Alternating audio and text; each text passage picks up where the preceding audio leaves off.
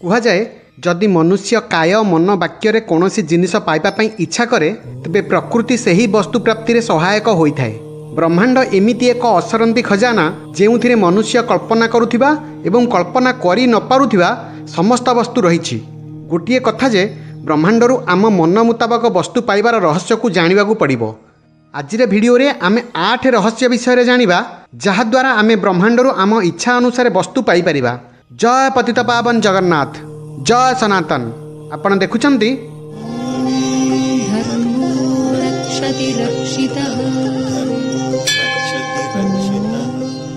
प्रथम आकर्षणर नियम। आकर्षणर नियम कुहे समान जिनिस को आकर्षण करे। सेथिपाई जदि आपण कौनसी विचार मनरे आनिथांती तेबे सेही विचार परी अन्य विचार को मध्य निज आड़को आकर्षित करिथांती। विचार चुंबक परी होइथाए। प्रत्येक विचारर निजर फ्रिक्वेन्सी रहिछि। जेतेबेले आपणक मनरे विचार आसे सेही विचार ब्रह्मांड रे पहुंचे एवं चुंबक परी सेही फ्रिक्वेन्सीर समस्त जिनिस को निज आड़को आकर्षित करे। से खराब विचार हेउ किंबा भल जेउ वस्तु को आपण बेसी चिंता करंती जहाकू पाइबा पई कल्पना करंती सेही वस्तु आपणक आगरे प्रकट हेबाकू लागे। गोटिए वाक्य रे कहिबाकू गले आपणक विचार वस्तु रे परिणत हुए एवं आपणक सामने प्रकट होई जाए। यह हेउची जीवन रे एक महान रहस्य। एही रहस्य को प्राचीन साधु सन्थंकु भल भाबरे जणा थिला। मानव कल्याण पई दरकार पड़िले सेमाने एही नियमर प्रयोग मध्य करुथिले। अल्बर्ट आइनस्टाइन मध्य एही नियम को मानुथिले। द्वितीय नियमर 3टी स्तंभ। आकर्षणर नियम प्रयोग करिबा पई 3टी जिनिस करिबाकू पड़े।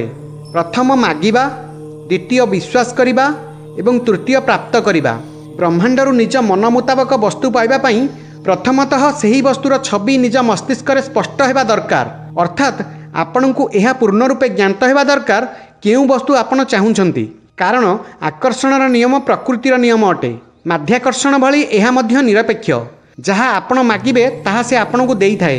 आलादीनर कुहुक दीप परी एहा समस्त इच्छा पूर्ण करिथाए।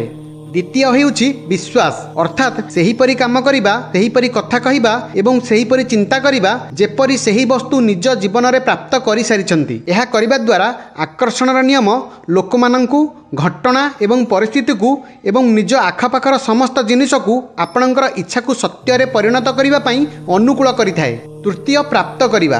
अर्थात आपण जेउ जिनिस पाइबा पई चाहुचंती ताहा पाई सारला परे आपणक जीवन जेउ परी हेबो सेही परी अनुभव करिबा। इच्छा पूर्ण होई गला परे जेउ परी अनुभव करिवे सेही परी प्राप्त पूर्वरु अनुभव करिवे। जदि सेही परी करंती तेबे आपण ब्रह्मांड रे सेही वस्तु पाइबार समान फ्रिक्वेन्सी रे पहुंची जिवे एवं सेही वस्तु को प्राप्त करिवे। एही नियम संपूर्ण आपणकर भाबिबा बा चिंता करिबा उपरे निर्भर करे। आशा करिबा एक प्रबल आकर्षण शक्ति। सेही वस्तु को आशा करंतु जहाँ आपण चाहुचंती एवं सेही वस्तु को आशा करंतु नहीं जहाँ आपण चाहू नाहंती। तृतीय कृतज्ञता। आपणक जीवन रे शक्ति परिवर्तन एवं अधिक मन मुताबक वस्तु पाइबा गोटे शक्तिशाली प्रक्रिया। आपणक पाखरे जहाँ अछि ताहा पई कृतज्ञ हेबा आपण अधिक भल जिनिस को आकर्षित करिवे। इच्छा मुताबक वस्तु पाइबा पई प्रथमरु धन्यवाद देले आपणक इच्छा को भावनात्मक बल मिले एवं आपण ब्रह्मांड को अधिक शक्तिशाली संकेत पठेई पारिबे। सेथिपाई सेही समस्त जिनिस पई कृतज्ञ हेबे जहाँ आपण पाइबाकू चाहुचंती एवं सेही जिनिस पई कृतज्ञ हेबे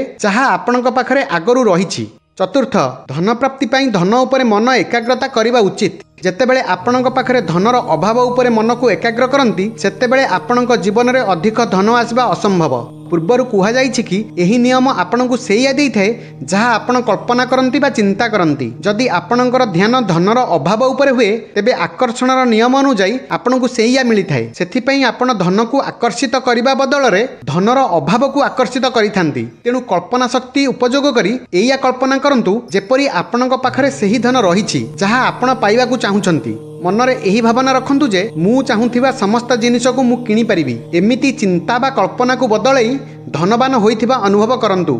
एमिति अनुभव कले जीवन रे धनर आगमन अधिक हेबो। मनरे एहा मध्य कल्पना करंतु जे आपण दान देउछंती। जेतेबेले आपण धन प्रति उदार हेबे एवं अन्य को दान देवा समय रे निजको संतोष अनुभव करिवे तेतेबेले आपण ब्रह्मांड को संकेत पठांती कि आपणक पाखरे बहुत धन अछि। जेते तीव्रतारे आपण धन पाइबा पई भाबिबे सेतिकी तीव्रतारे वास्तव रे ताहा आपणक सामना रे प्रकट हेबो। पंचम निज पसंद व्यक्ति को पाइबा। जेतेबेले आपण निज पसंदर व्यक्ति सहित संबंध गढ़िबाकू चाहंती तेबे आपण एकथा ध्यान दियंतु जे आपणकर विचार शब्द आपणकर क्रियाकलाप एवं आपणकर आखपाख परिवेश आपणक इच्छा को विरोध करू नाहंती तो। ଯେଉଁ ବ୍ୟକ୍ତିକୁ ଆପଣଙ୍କ ଜୀବନକୁ ଆଣିବାକୁ ଚାହୁଁଛନ୍ତି ସେଥିପାଇଁ ଆପଣ ନିଜ ପାଇଁ ମଧ୍ୟ କାମ କରିବା ଦରକାର। କାରଣ ଯଦି ଆପଣଙ୍କ ପାଖରେ ନିଜ ପାଇଁ କିଛି ନାହିଁ, ଯାହାକୁ ଆପଣ ନିଜ ଜୀବନରେ ଆଣୁଛନ୍ତି, ତାକୁ ଆପଣ କ'ଣ ଦେବେ? ଯାହାଠାରୁ ଆପଣ ଭଲ ପାଇବା ଏବଂ ଇଜ୍ଜତ ପାଇବାକୁ ଚାହାନ୍ତି, ତା ପୂର୍ବରୁ ଏହା ଜରୁରୀ କି ଆପଣ ନିଜକୁ ଭଲ ପାଆନ୍ତୁ ଏବଂ ଇଜ୍ଜତ ଦିଅନ୍ତୁ। ଏହାଦ୍ୱାରା ଅନ୍ୟମାନେ ଆପଣଙ୍କ ପ୍ରତି ଆକର୍ଷିତ ହେବେ। ନିଜ ସହିତ ଖୁସିରେ ରହିବା ଅତି ଜରୁରୀ। ଯଦି ଆପଣ ନିଜ ସହିତ ଖୁସି ନାହାନ୍ତି, ତେବେ ଆପଣ ଯାହାକୁ ପାଇବାକୁ ଚାହୁଁଛନ୍ତି ସେ ଆପଣଙ୍କ ସହିତ କେବେ ଖୁସିରେ ରହିପାରିବନି। ଯେତେବେଳେ ଆପଣ ନିଜ ଉପରେ ଖରାପ ଅନୁଭବ କରନ୍ତି, ଆପଣ ଭଲ ପାଇବା ରାସ୍ତାରେ ବାଧା ସୃଷ୍ଟି କରନ୍ତି ଏବଂ ଆପଣ ସେହି ବ୍ୟକ୍ତିକୁ ଆପଣଙ୍କ ଆଡ଼କୁ ଆକର୍ଷିତ କରନ୍ତି ଯିଏ ଆପଣଙ୍କୁ ବେଶୀ ଖରାପ ଅନୁଭବ କରାଇବେ। ସେଥିପାଇଁ ଆପଣ ସେହି ଗୁଣ ଉପରେ ଧ୍ୟାନ ଦେବେ ଯାହା ଆପଣ ନିଜେ ପସନ୍ଦ କରନ୍ତି।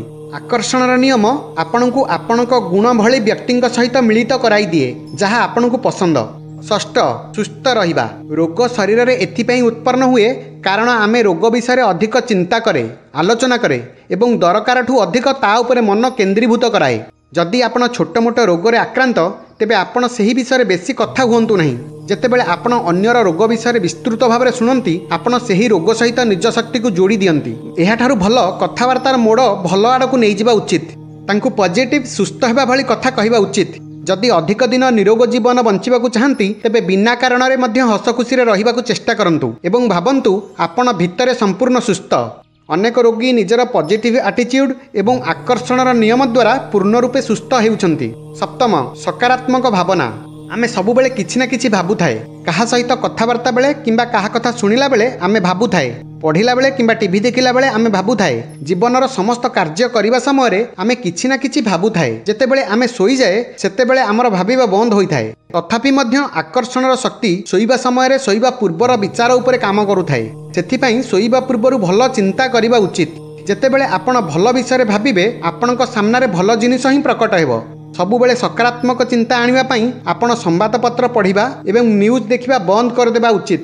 କାରଣ ଆମ ଆଖପାଖର ଲୋକ ନକାରାତ୍ମକ ପରିବେଶରେ ରୁହନ୍ତି ଏବଂ ନ୍ୟୁଜ୍ର ପ୍ରତ୍ୟେକ ଖବର ନକାରାତ୍ମକତା ଉପରେ ଆଧାରିତ। ଆମେ ଜାଣିଛେ ଯେ ସମାନ ବିଚାର ସମାନ ବିଚାରକୁ ଆକର୍ଷିତ କରାଏ, ସେଥିପାଇଁ ତାହାଠାରୁ ଦୂରେଇ ରହିବା ଉଚିତ। ଅଷ୍ଟମ, ଆମେ ସମସ୍ତେ ସମାନ। ଆମେ ସମସ୍ତେ ବ୍ରହ୍ମାଣ୍ଡର ପ୍ରତ୍ୟେକ ଜିନିଷ ସହିତ ଯୋଡ଼ି ହୋଇ ରହିଛେ ଏବଂ ଆମେ ସମସ୍ତେ ଏକ ଏବଂ ଅଭିନ୍ନ।